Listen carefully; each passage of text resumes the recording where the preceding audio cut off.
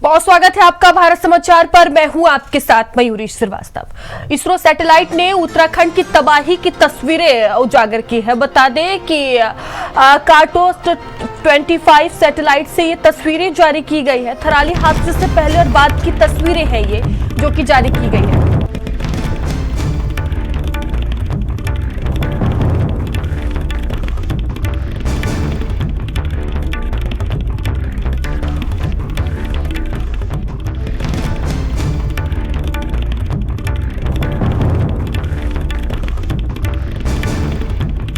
रास्ता पूरी तरह से देखिए दिखाया गया है। कई इमारतें जलमग्न हो गई है, पूरी तरह से लुप्त नजर आई है। इसरो सैटेलाइट ने उत्तराखंड की तबाही की ये तस्वीर जारी की है। 13 जून 2024 और 7 अगस्त 2025 की सैटेलाइट ये तस्वीरें हैं। उत्तरकाशी की धराली और हर्सिल की तस्वीरें जारी की गई है।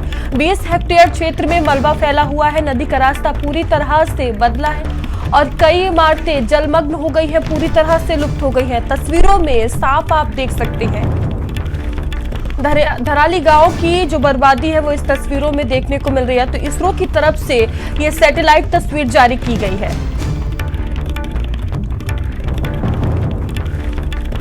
तो 20 हेक्टेयर क्षेत्र में मलबा पूरी तरह से फैला हुआ है और थराली गांव की बर्बादी की ये नई तस्वीर आप देख सकते हैं किस तरह से वहां पर पूरी तबाही मची।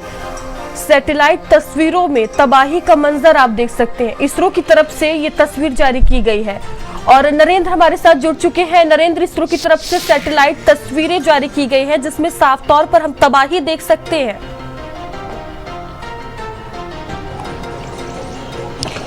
बिल्कुल, और ये इसरो की जो तस्वीरें हैं उसी तस्वीर से मेल खाती हैं जो सबसे पहला वीडियो आया था धराली में तबाही का। उसके बाद में हर्सिल की तबाही के जो वीडियोस हैं वो भी इस बात की पुष्टि करते हैं कि वहाँ पर आपदा का जो सैलाव था वो कितना बड़ा था।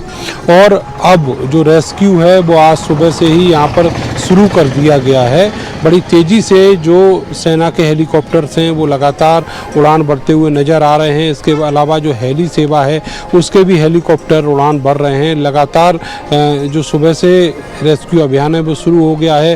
कल ये बताया गया आधिकारिक रूप से कि करीब 750 लोगों को रेस्क्यू किया गया अलग अलग जगहों से हेलीकॉप्टर के जरिए। तो अब कोशिश यही है कि जो मोटर मार्ग है उसको किसी तरीके से बहाल किया जाए और उसके बाद जो बाकी संसाधन हैं वो पहुंच सकें हर्सिल और धराली तक। अभी आज जो बड़ा टास्क है वो गंगनानी के आगे एक बैली पुल बनाने का है। उसको लेकर बीआरओ की टीम कल शाम से ही जुटी हुई है और लगातार जो पुल बनाने का काम है वो चल रहा है। इसके अलावा जो आगे का हिस्सा है वहाँ पर सड़क भी कई जगह टूटी हुई है। उन सब सड़क को तभी रिपेयर किया जा सकेगा जब ये पुल बनकर तैयार हो जाएगा। तो जो रेस्क्यू है उसमें जो देरी आ रही है उसके कारण यही है, लेकिन जो हेलीकॉप्टर के जरिए लोगों को वहाँ से बाहर निकालने का काम है वो लगातार चल रहा है। इसके अलावा आज चिन्याली सोंड से जो मशीनें हैं, जनरेटर्स हैं, वो सब सेना के हेलीकॉप्टर्स के जरिए मौके तक पहुँचाए जा रहे हैं, ये भी जानकारी आई है। और वहाँ से जितने भी लोग निकल कर आ रहे हैं उनमें अगर कोई घायल है तो उसको मेडिकल हेल्प भी दिलवाई जा रही है। जी बिल्कुल नरेंद्र, अभी आप ग्राउंड जीरो पर मौजूद हैं। पल पल की स्थिति को वहां पर आप समझ रहे हैं और जान रहे हैं, देख भी रहे हैं। अभी मौजूदा हालात की बात की जाए तो और क्या वहां पर नजर आ रही है? मौसम को लेकर क्या अपडेट है? क्या सभी लोग बाहर निकाल लिए गए हैं या अभी भी खोज की जा रही है लोगों की?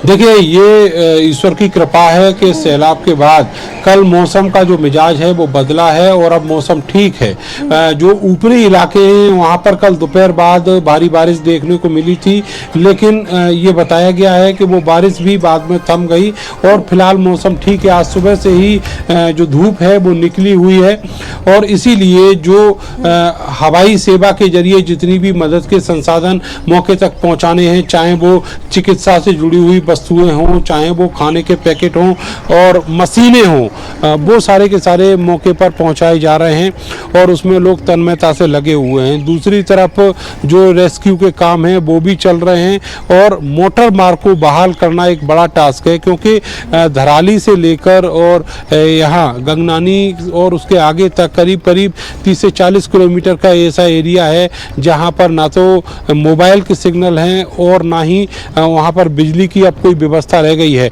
तो जो मोबाइल के सिग्नल नहीं है, इसी वजह से वहाँ जो लोग फंसे हुए हैं उनसे सीधे सीधे संपर्क नहीं हो पा रहा है और वहाँ फंसे हुए गांव में जो लोग रुके हैं उनके पास खाने पीने की चीज़ों का अभाव धीरे धीरे बढ़ रहा है। उन सब चीज़ों को लेकर जो दिक्कतें हैं वो हो रही हैं। तो सबसे बड़ा टास्क यही है कि आज शाम तक या फिर कल दोपहर तक जो मोटर मार्ग है वो बहाल किया जाए। जो गंगनानी के आगे बैली पुल बनाया जाना है, वो अगर पुल बन जाता है तो उसके बाद आगे जो सड़क को रिपेयर करने का काम है वो मुश्किल 2-3 घंटे का है, वो आसानी से हो जाएगा। फिर आराम से जो छोटे व्हीकल्स हैं, जो ट्रक्स हैं और जो राहत सामग्री है वो धराली और हरसिल तक पहुंचाई जा सकेगी। जी बिल्कुल नरेंद्र, इसमें कई लोग जो हैं, बड़ी संख्या में लोगों को बाहर निकाला गया है, कई लोग गंभीर रूप से घायल भी हुए हैं जिन्हें अस्पताल में भर्ती करवाया गया है। कितने लोगों की जान गई है? क्या इसको लेकर कोई आधिकारिक पुष्टि की गई है? कोई जानकारी मिल पाई है? कोई आंकड़ा? देखिए, कल जो आधिकारिक रूप से एक बयान आया था उसमें 5 लोगों की मौत की पुष्टि की बात कही गई है, लेकिन जहां तक देखें हरसिल में और धराली में स्पेशली मैं आपसे कहूंगा कि वहां पर एक बड़ी तादाद में आबादी थी। करीब 200 से ज़्यादा होटल, होम स्टे, दुकानें ये सब थे। वहां पर बहुत सारे घर भी वहां पर बने हुए थे।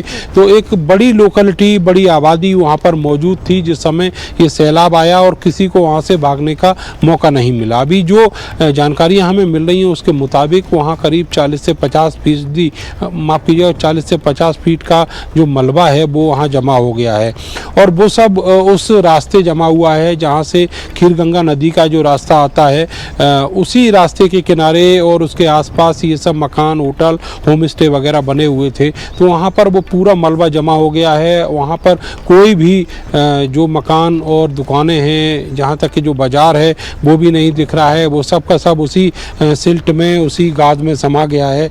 इसके अलावा जो 1-2 मकान वहाँ पर दिख रहे हैं वो मकान ना होकर वहाँ पर होटल्स हैं और उनके ऊपरी सिरे जो हैं वो दिख रहे हैं। तो माना जाना चाहिए कि करीब 3 मंजिला और उससे ऊपर का जो हिस्सा है पूरी तरीके से बास आउट हो गया है और वहाँ पर अब बड़ी तादाद में जो आपदा में आया हुआ मलबा है वो जमा हो गया है। जो सरकार के कुछ लोग जिनसे कम्युनिकेट हमारा हुआ है उनका कहना है कि हम वहाँ कोशिश कर रहे हैं कि जो पानी है थोड़ा सूख जाए तो उसके बाद वहाँ पर उतरा जा सकेगा। दूसरी तरफ जो स्निपर डॉग हैं वो वहाँ पर पहुँचे हैं, सेना लेकर उनको पहुँची है और जहाँ जहाँ ऐसी स्थितियाँ हैं कि वहाँ उतरा जा सकता है वहाँ जाकर उन स्निपर डॉग्स के जरिए पता लगाया जा रहा है कि यहाँ पर कहीं कोई इंसान तो नहीं दबा हुआ है।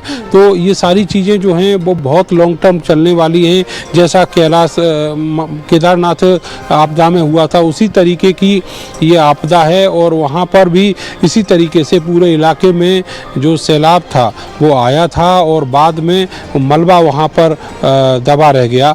वो मलबा आज भी कई इलाकों में है और उसी तरीके से यहाँ भी इतनी बड़ी तादाद में जो मलबा जमा है उसको किसी सूरत में हटाया नहीं जा सकता और अगर उसको हटाएंगे भी तो ले जाएंगे कहाँ, वो एक नदी का हिस्सा है। और दूसरी तरफ जो स्निफर डॉग है उनके जरिए ये देखा जा रहा है कि कहाँ कहाँ लोग दबे हुए हो सकते हैं। खास करके जो घर वहाँ पर दिख रहे हैं उन घरों के आसपास के इलाके जो हैं उनमें तलाश की जा रही है कि यहाँ पर कोई दबा हुआ तो नहीं है। तो इस तरीके से जो रेस्क्यू है वो चल रहा है, लोगों की तलाश भी चल रही है। अभी वहाँ कितने और लोग हो सकते हैं इसके बारे में कोई कॉन्क्रीट जानकारी ना तो आधिकारिक रूप से है और सामान्य व्यक्ति तो वहाँ पहुँच ही नहीं सकता। जी बिल्कुल पंकज, माफ कीजिएगा नरेंद्र, अगर हर्षिल की बात की जाए तो यहाँ सेना का एक कैंप इसकी चपेट में आया था जिसमें ये जानकारी थी कि 9 से 10 जो सेना के जवान हैं वो लापता हो गए हैं। इसको लेकर क्या कोई अपडेट मिल पाई है? उन जवानों का पता चल पाया है? देखिए, ये जो सेना आर्मी का जो बेस कैंप था वहाँ पर ही 8 से 9 लोग बताए गए थे जो आर्मी से ही हैं, सेना के जवान हैं, वो लापता हैं और वो पहले ही जो रिपोर्ट हुई थी, लेकिन उसके बाद से उनका कोई पता नहीं लग पाया है। जो सैलाब की स्थिति धराली में है वही हरसिल में है, और हरसिल में भी बड़े बड़े बोल्डर्स के साथ जो मलबा है वो आया है और उसने एक बड़े हिस्से को, जो आर्मी कैंप का बड़ा हिस्सा है, उसको अपनी चपेट में लिया है। तो वहाँ पर आबादी तो बहुत ज़्यादा नहीं है, लेकिन जो आर्मी बेस कैंप है वहाँ के जो जवान मिसिंग बताए जा रहे हैं उनके बारे में अभी कोई जानकारी नहीं मिल पाई है। पूरी तरीके से जो सरकार का फोकस है वो यही है कि जो लोग वहाँ पर जीवित बचे हुए हैं, जो अलग अलग गाँव में फंसे हैं, जो हरसिल और धराली के आसपास के लोग हैं, उन सबको किसी तरीके से वहाँ से निकाला जाए, वहाँ पर मेडिकल हेल्प दी जाए, वहाँ पर खाने के पैकेट्स पहुँचाए जाएँ, क्योंकि आज चौथा दिन है और अगर वहाँ पर ये सारी चीज़ें नहीं होती हैं तो निश्चित तौर पर इंसानी ज़िंदगी वहाँ पर महफूज नहीं रह पाएगी। और इसीलिए सरकार की जो कोशिशें हैं वो लगातार यही हैं कि वहाँ जितने भी लोग फंसे हुए हैं उनको निकाल कर जो सुरक्षित स्थान है वहाँ तक लाया जाए। तो ऐसे में अभी ये बहुत कहना जल्दबाजी होगी कि वहाँ हरसिल में और कितने लोग हैं, और जो लोग सेना के जो लोग वहाँ पर मिसिंग हैं उनके बारे में अभी आधिकारिक रूप से और कोई अपडेट नहीं आया है। जी ठीक है, नजर बनाए रखिएगा नरेंद्र, बहुत धन्यवाद।